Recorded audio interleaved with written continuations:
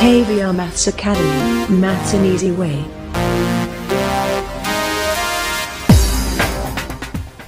Hi viewers, welcome to KVR maths academy. ఈ వీడియోలో మనం ఫిబ్రవరి 27, 2024 ఆఫ్టర్నూన్ సెషన్లో జరిగినటువంటి టెట్ ఎగ్జామ్స్ సంబంధించి మ్యాథ్స్ బిట్స్ అయితే డిస్కస్ చేయబోతున్నాం. వ్యూయర్స్, ఈ వీడియోలోకి వెళ్ళే ముందు ఇంకా నా ఛానల్ ఎవరైనా సబ్స్క్రైబ్ చేసుకోకపోతే please subscribe. Thank you. Let's go through this. First question. ఒక టెస్ట్ మ్యాచ్లో భారత జట్టు మొదటి రోజు 216 పరుగులు చేసింది.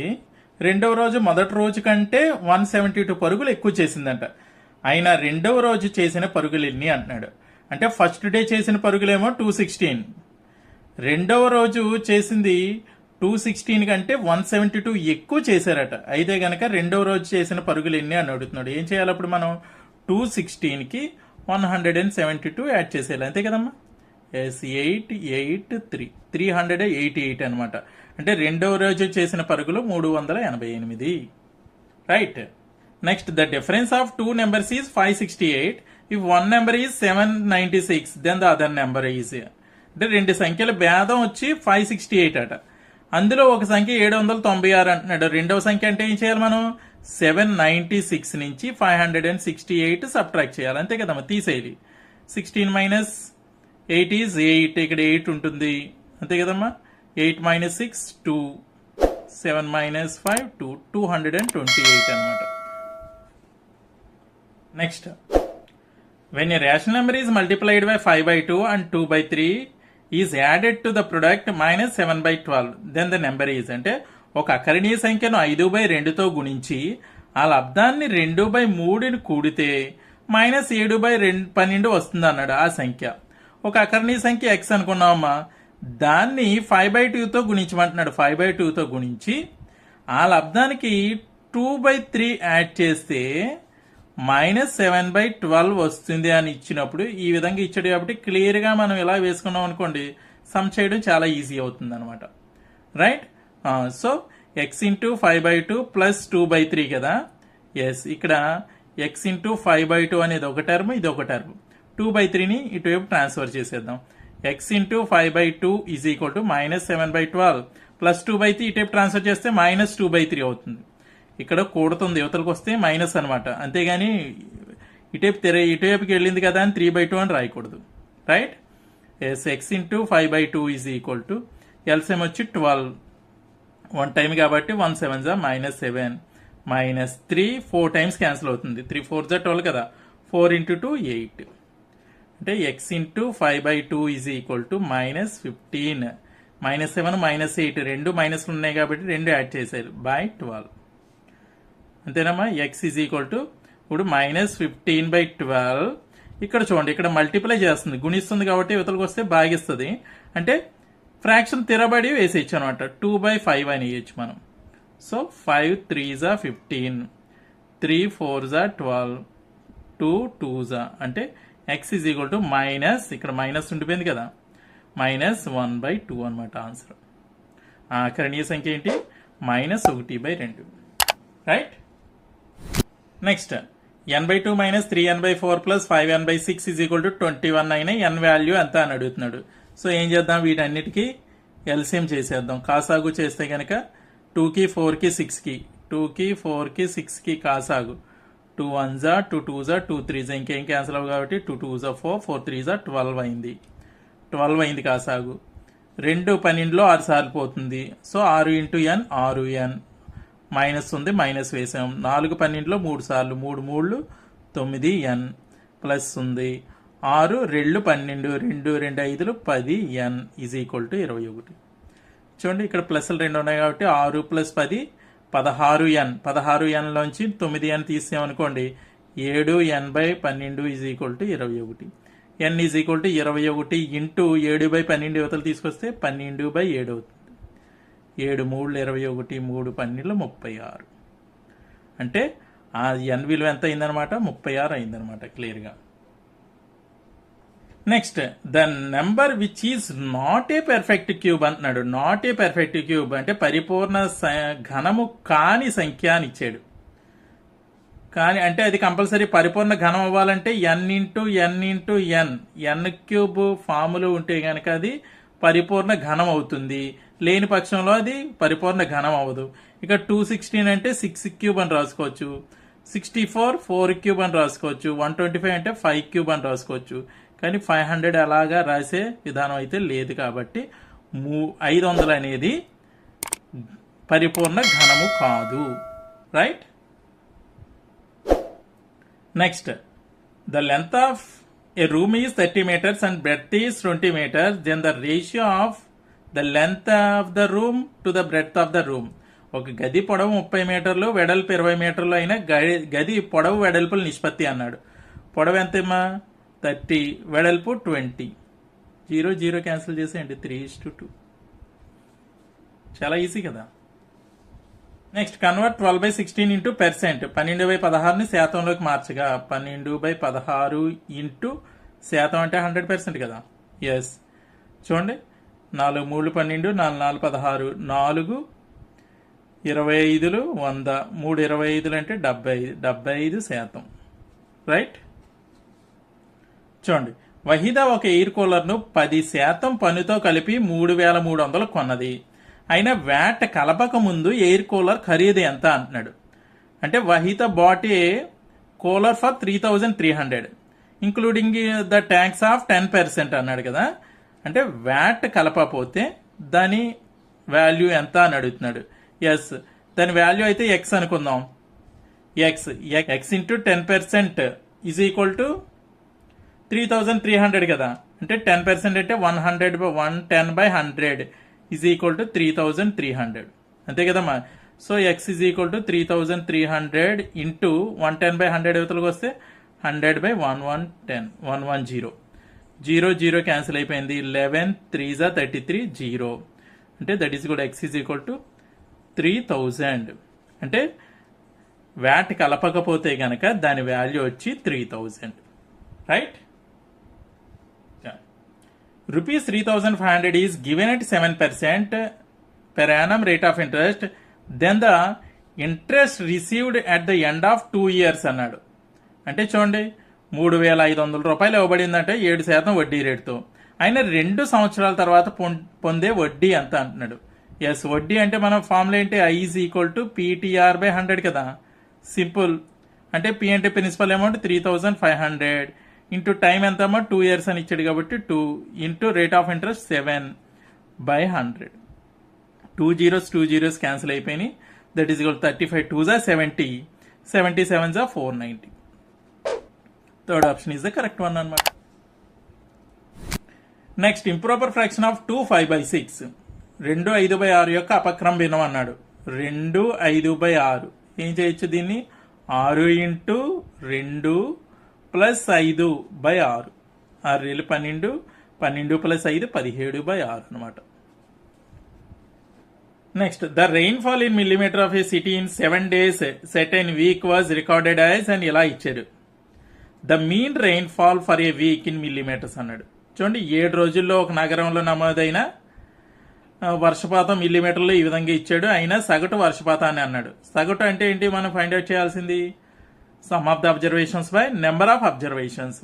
Some of the observations add చేసేద్దాం. ఇక్కడ చూడండి, 1.0, 5.5, 20.5, 0.0 ఇచ్చాడు కదా. మరి 2.1, 12.2, 0.0.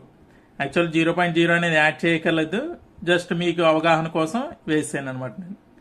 5, 5, 10, 13, 1 ఉంది, 1 ప్లస్ 7, 11, 1, 1 plus 2, 3, 4, 41.3. 41.3ని 7తో డివిజన్ చేద్దాం. మరి 7 daysలో అన్నాడు కదా. ఎస్, 7 5 35, 6 ఉంది, 0.79 63. So fourth option is the correct one అనమాట. Next, a rectangle has 8 cm length and 3.5 cm breadth.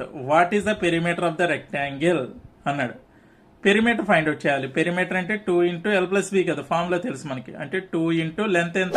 8 ఇచ్చాడు, ప్లస్ వెడల్పు 3.5 ఇచ్చాడు. సో దట్ ఈస్ 2 into 11.5 అంటే 23 అనమాట. Yes. Next, a triangle with all 3 sides are unequal, no 2 sides are equal అనమాట. అంటే 3 భుజాల పొడవులు అసమానాలు గల త్రిభుజం ఏమని పిలుస్తారు? కంగారులో మీరు ఏంటంటే అసమానాలు కాదు సమానాలు అనుకొని ఈక్వలేటరల్ పెట్టేస్తారు. అన్ఈక్వల్ ఇచ్చాడు, అది క్లియర్ గా చదువుకోవాలన్నమాట. సో అసమానాలు 3 ఒకదానికొకటి సమానం కాకపోతే దాన్ని విషమబాహు త్రిభుజం అంటాం, స్కాలెన్ ట్రయాంగిల్.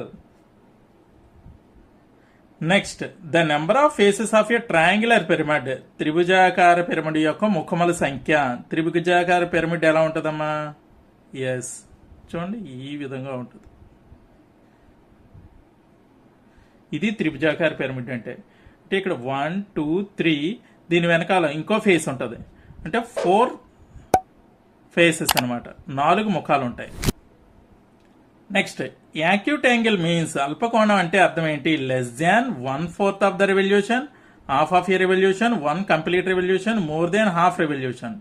అల్పకోణం అంటే 4వ వంతు పరిభ్రమణం కన్నా తక్కువ, పరిభ్రమణంలో సగం, పూర్తి పరిభ్రమణం, సగం పరిభ్రమణం కన్నా ఎక్కువ అంటున్నాడు.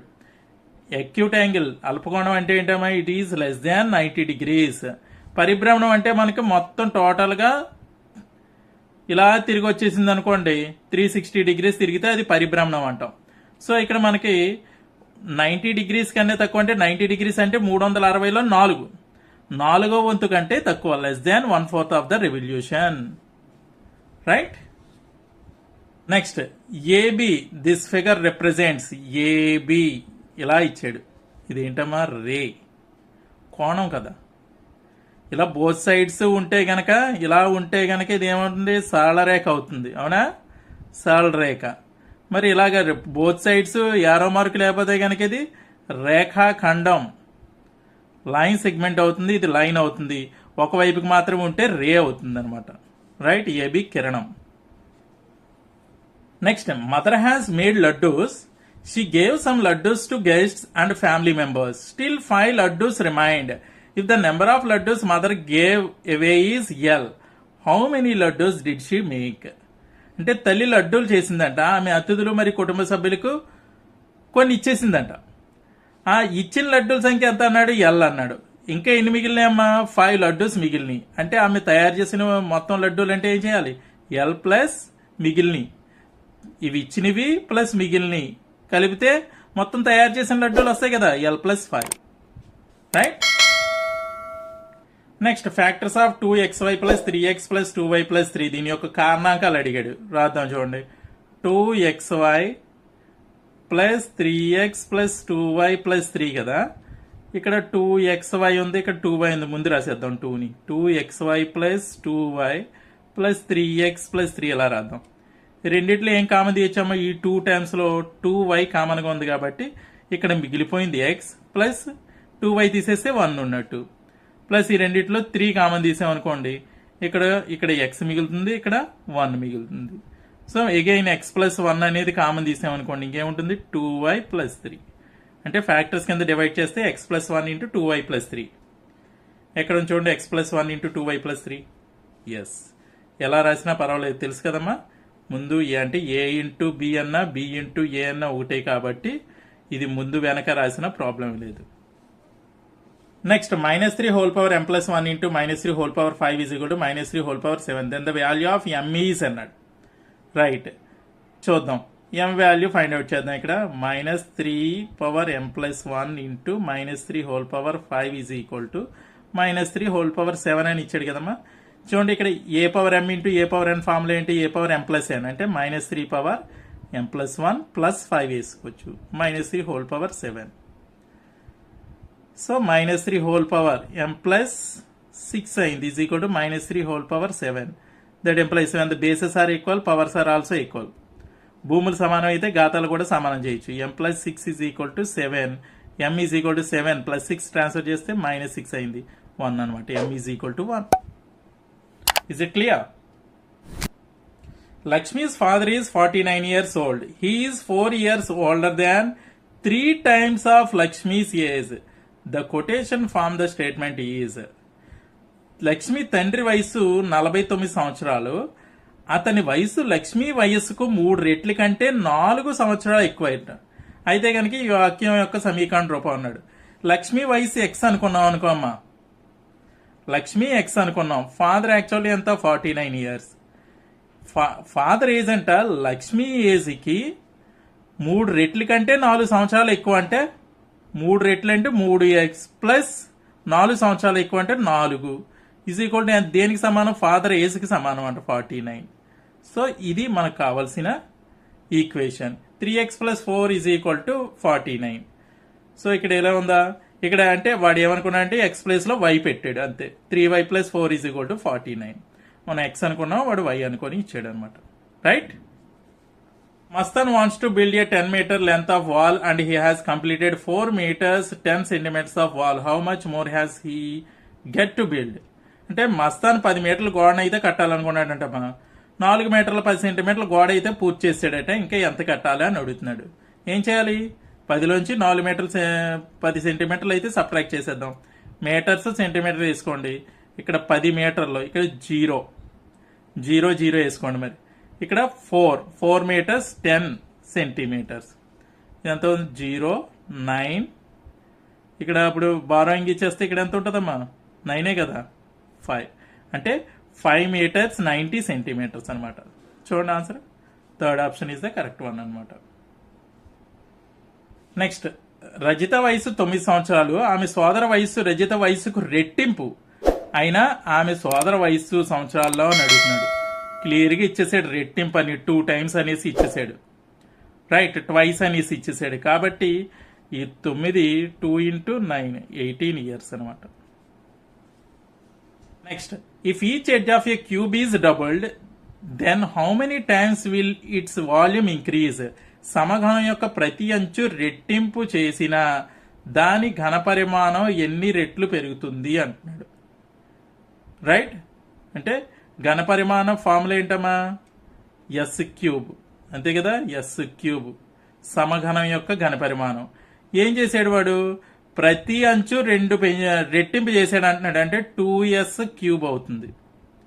s³ ఈజ్ ఈక్వల్ 2s³ అంటే 2³ అంటే 8 s³ అయింది. అంటే ఎన్ని రెట్లు పెరిగింది, ఇది 8 రెట్లు పెరిగింది అనమాట. Next, if the circumference of a circular sheet is 154 meters then its radius is. వృత్తాకార షీట్ యొక్క చుట్టుకొలత ఇచ్చేసాడు. అంటే 2πr ఇచ్చేసాడు ఈజ్ ఈక్వల్ టు 154 అని. దాని వ్యాసార్థం అన్నాడు, ఆర్ ఫైండ్ అవుట్ చేయమంటున్నాడు. అంటే 2 into 22/7 into r is equal to 154. ఏమా, r is equal to 154 into దీన్ని 2 అక్కడ ఇక్కడ మల్టిప్లై చేస్తుంది, ఇక్కడ డివిజన్ చేస్తుంది. నెక్స్ట్ 22/7 అంటే 7/22 అవుతుంది. రైట్, చూడండి 11 2s 11 1s 11 4s మళ్ళీ 2 7s అంటే 49/2. 7 7s 49/2 అంటే ఎంత 24.5 అనమాట. So answer is second option. Right. Okay viewers, ఈ వీడియో కనుక మీకు నచ్చినట్లయితే లైక్ చేయండి, షేర్ చేయండి. ఇటువంటి మరిన్ని డిఎస్సి బిట్ల కోసం నా ఛానల్ అయితే సబ్స్క్రైబ్ చేసుకోవడం మర్చిపోవద్దు. Thank you very much.